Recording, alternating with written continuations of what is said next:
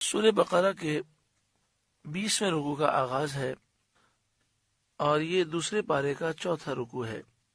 اللہ رب العالمین نے ارشاد فرمایا، ان فی خلق السماوات والارض، بے شک آسمان و زمین کی پیدائش میں، واختلاف اللیل والنہار، اور رات و دن کے آنے جانے میں،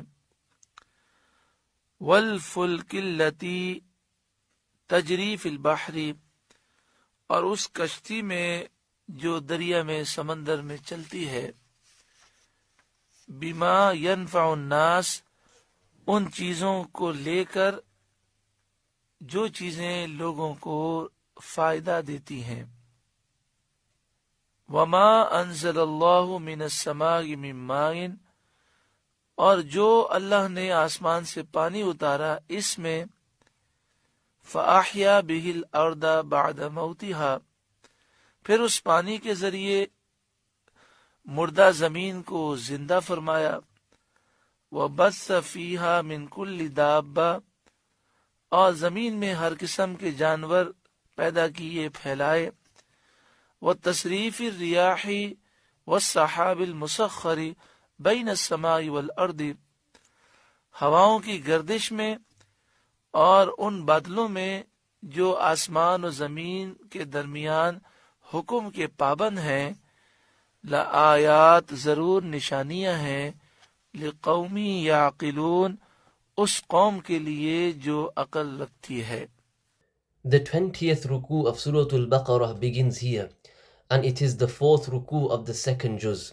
Allah subhanahu wa ta'ala states, إِنَّ فِي خَلْقِ السَّمَاوَاتِ وَالْأَرْضِ وَاخْتِلَافِ اللَّيْلِ وَالنَّهَارِ وَالْفُلْكِ الَّتِي تَجْرِي فِي الْبَحْرِ بِمَا يَنْفَعُ النَّاسِ. Indeed, in the creation of the heavens and the earth, the alternation of night and day, the ships that sail the sea carrying that which benefits people. وَمَا أَنزَلَ اللَّهُ مِنَ السَّمَاءِ مِن مَّاءٍ فَأَحْيَا بِهِ الْأَرْضَ بَعْدَ مَوْتِهَا وَبَثَّ فِيهَا مِن كُلِّ دَابَّةٍ وَتَصْرِيفِ الرِّيَاحِ وَالسَّحَابِ الْمُسَخَّرِ بَيْنَ السَّمَاءِ وَالْأَرْضِ. The rain which Allah sends down from the sky, granting life to the earth after its death, His spreading therein all kinds of animals, the motion of the winds and the clouds which are bound to drift between the sky and the earth. لَآيَاتٍ لِقَوْمٍ يَعْقِلُونَ. In all of this there are certainly signs for people of intelligence. ان تمام چیزوں میں عقل مندوں کے لیے ضرور نشانیاں ہیں۔ اس آیت کریمہ میں سب سے پہلے آسمان و زمین کی پیدائش کا ذکر کیا گیا کہ اللہ تعالیٰ نے کس طرح بغیر مادے کے، بغیر نمونے کے آسمان و زمین کو پیدا کیا اور 6 دن میں بنایا۔ اس میں بندہ غور و فکر کرے تو انسان کے لیے نشانیاں ہیں۔ پھر رات و دن کے آنے جانے میں نشانیاں ہیں، بندہ سوچے کہ نہ رات کے آنے میں میرا کوئی اختیار ہے، میں رات کو روک بھی نہیں سکتا اور دن کو واپس بھی نہیں کر سکتا، میں اس نظام کے تابع ہوں، بے بس ہوں۔ تو جس رب نے یہ نظام بنایا اور جس نظام کے سامنے میں بے بس ہوں، مجھے چاہیے کہ میں سر جھکاؤں اور غرور نہ کروں، رب کی بارگاہ میں جھک جاؤں۔ پھر کشتی کا ذکر کیا گیا، کشتی ہوں یا بحری جہاز ہوں۔ آج کل اتنے بڑے بڑے بحری جہاز ہوتے ہیں کہ جن میں ٹنوں سامان لادا جا سکتا ہے، ہزاروں لوگ سوار ہو سکتے ہیں، بلکہ بعض تو ایسے بڑے بڑے بحری جہاز ہیں کہ جب آپ اس میں داخل ہوں تو آپ کو محسوس یہ ہوتا ہے کہ جیسے کسی کالونی میں یا کسی محلے میں یا کسی بڑے علاقے میں داخل ہو گئے ہیں۔ اتنی بڑی اس کی رینج ہوتی ہے، اتنا وہ پھیلا ہوا ہوتا ہے۔ اللہ تبارک و تعالیٰ کی شان، قدرت دیکھیں، ایک سوئی سمندر کے پانی پہ رکھی جائے تو ڈوب جاتی ہے، لیکن یہ ہزاروں ٹن وزنی جہاز سمندر و دریا میں وہ چل رہا ہوتا ہے. اللہ تعالیٰ نے کیسی انسان کو عقل عطا فرمائی اور کیسی کیسی چیزیں عطا فرمائی. تو یہاں پر کشتی کا ذکر کیا گیا, سمندر کا ذکر کیا گیا. 7 سمندر ہیں جو آپس میں ایک دوسرے سے ملے ہوئے ہیں اور ان کے ذریعے خشکی تک پہنچنا آسان ہو جاتا ہے. آج بھی دنیا کا بہت بڑا بزنس اور جتنے بھی بڑے تجارتی سامان ہیں وہ سمندر کے ذریعے ہی منتقل ہوتے ہیں. بما ينفع الناس سے وہ چیزیں مراد ہیں کہ جو یہ بحری جہاز لے کر چلتے ہیں, ان میں تجارتی سامان ہوتا ہے, لوگ سفر کرتے ہیں. In this verse, the creation of the heavens and the earth is mentioned first. Allah subhanahu wa ta'ala created the heavens and the earth without any prior material and without any model, and fashioned them in 6 days. If a person reflects upon this, he will find signs in it. Then there are signs in the alternation of night and day. A person should reflect that he has no control over the coming of night. He cannot stop the night, nor can he bring the day back at will. He is subject to this system and is powerless before it.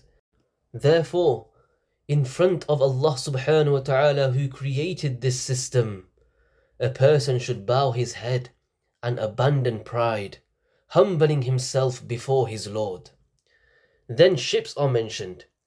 Today there are enormous ships capable of carrying thousands of tons of cargo and transporting thousands of passengers. In fact, some ships and cruises are so vast that when you enter them, it feels as though you have entered a town, a neighborhood, or a large district. Such is their immense size and range. Consider the majesty of Allah subhanahu wa ta'ala's power. If a needle is placed upon the surface of the sea, it sinks, yet ships weighing thousands of tons float upon rivers and oceans. Allah subhanahu wa ta'ala has granted mankind such intelligence and provided such means to allow this to happen. There are 7 seas connected with one another, and through them travel across vast lands becomes easier. Even today, a major portion of the world's trade and commercial goods are transported by sea. بِمَا يَنْفَعُ النَّاسِ. This refers to the beneficial goods carried by these ships, including commercial merchandise and passengers who travel aboard them. پھر اس آیت کریمہ میں بارش کا ذکر ہے. بارش اللہ کی بہت بڑی نعمت ہے. بارشیں اگر 1-2 سال کے لیے بند ہو جائیں تو ساری ترقیاں بیکار ہو جاتی ہیں. بڑی سے بڑی طاقت بے بس ہے. اگر کوئی سپر پاور ہو اور چند سالوں کے لیے بارش بند ہو جائے تو اس ملک کا دیوالیہ نکل جائے. پھر فرمائیں کہ اس پانی کے ذریعے اللہ تعالیٰ نے مردہ زمین کو زندہ کیا. اس بارش کے قطروں میں وہ تاثیر ہوتی ہے کہ جب وہ زمین سے ٹکراتے ہیں تو اس میں زندگی پیدا کر دیتے ہیں, اسے سرسب و شاداب بنا دیتے ہیں. مختلف جانوروں کا ذکر کیا گیا. اللہ تعالیٰ نے قسم قسم کے جانور, پرندے, مچھلیاں, کیڑے مکوڑے پیدا فرمائے کہ بندہ ان کی شکلیں, ان کے رنگ, ان کی خوبصورتی اور ان کے کمالات دیکھ کر حیران ہوتا ہے. ہواؤں کی گردش کا ذکر ہے. جب طوفان آتا ہے, آندھیاں چلتی ہیں تو بڑے بڑے عاجز ہو جاتے ہیں. ہواؤں کی گردش سے بہت سارے نظام ہیں اور ہوائیں ہمارے لیے بہت زیادہ مفید بھی ہیں, اور بس اوقات ہوائیں انسان کو برباد بھی کر دیتی ہیں. تو ان تمام چیزوں میں اللہ تعالیٰ کی نشانیاں ہیں غور کرنے والوں کے لیے. بادلوں کا ذکر کیا گیا کہ آسمان و زمین کے درمیان یہ حکم کے پابند ہوتے ہیں, جہاں حکم ہوتا ہے وہاں پہنچتے ہیں. کتنا ٹن پانی لے کر وہ چلتے ہیں. اللہ اکبر. لآیات لقوم یعقلون. ان سب میں عقل مندوں کے لیے ضرور نشانیاں ہیں. Then this verse mentions rain. Rain is one of Allah's great blessings. If rainfall was withheld for even 1 or 2 years, all worldly development would become worthless. Even the greatest powers on earth are helpless before this reality. If a superpower were deprived of rain for several years, that country would face ruin. Then Allah subhanahu wa ta'ala states that through this water, He revives the dead earth. Allah has placed such an effect within the drops of rain that when they fall upon the earth, they bring life to it, making it green and flourishing. Various animals are also mentioned. Allah subhanahu wa ta'ala has created countless kinds of animals, birds, fish, insects and creatures. When a person observes their forms, colors, beauty and remarkable qualities, he is left amazed. The circulation of the winds is also mentioned. When storms arise and fierce winds blow, even the mighty become helpless. Many systems of life depend upon the movement of the winds. The winds are highly beneficial for us, yet at times they can also bring destruction. Therefore, in all these matters are signs of Allah for those who reflect.